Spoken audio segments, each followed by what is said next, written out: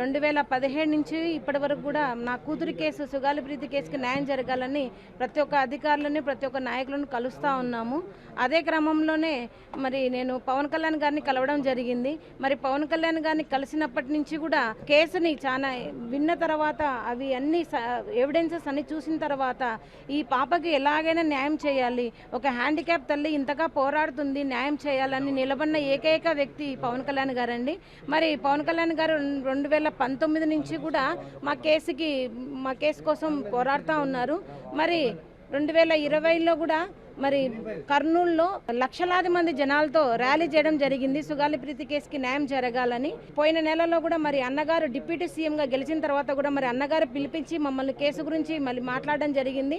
మరి మాట్లాడిన క్రమంలోనే ఈరోజు మరి హోమ్ మినిస్టర్ గారిని కూడా కలవమని చెప్పారు. హోమ్ మినిస్టర్ గారిని కూడా కలవడం జరిగింది. మాకు గత ప్రభుత్వంలో జగన్మోహన్ రెడ్డి గారు ఈ 5 సంవత్సరాల్లో మా కేసుకు, మా కుటుంబానికి, తర్వాత మా వెంట ఉండి నడిచిన జన సైనికులకి, హర్షద్ గారికి, బాలసుందరం గారికి, ఇలా మా వెనకలున్న ప్రతి ఒక్క నాయకులకి ఎన్ని కష్టాలు పెట్టారో, ఎన్ని నష్టాలు చేశారో, కేసును ఎంత నీరు గార్చారో మరి మేము సుదీర్ఘంగా మరి హోమ్ మినిస్టర్ గారికి వివరించడం జరిగింది. మేడం గారు చెప్పడం జరిగింది, అమ్మ మీ కేసులో ఏ అధికారి అయినా అవతల ఎంత న్యాయకులైనా కూడా మీ కేసులో అన్యాయం చేస్తున్నారని తెలిసిన వెంటనే వాళ్ళ మీద చర్యలు తీసుకోవడం జరుగుతుందని చెప్పారు. గత 5 సంవత్సరాల్లో జగన్మోహన్ రెడ్డి గారు మా కేసును సిబిఐకి ఇస్తున్నామని చెప్పి దొంగ జీవోస్ ఇచ్చి మరి మమ్మల్ని మోసం చేయడం జరిగింది. మరి సిబిఐ ఆఫీసు కూడా మేము వెళ్ళి విచారించగా ఇవి పనికిరాని జీవోస్ అండి అని చెప్పడం జరిగింది.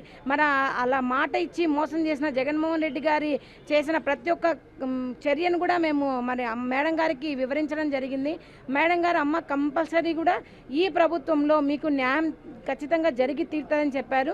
మరి ఈ 2 రోజుల్లో మేడం గారు ఈ కేసును పునః ప్రారంభించి ఫర్దర్ ఇన్వెస్టిగేషన్ కోసం సిఐడి రవిశంకర్ అయ్యన్నర్ గారిని నియమిస్తున్నారని చెప్పడం జరిగింది.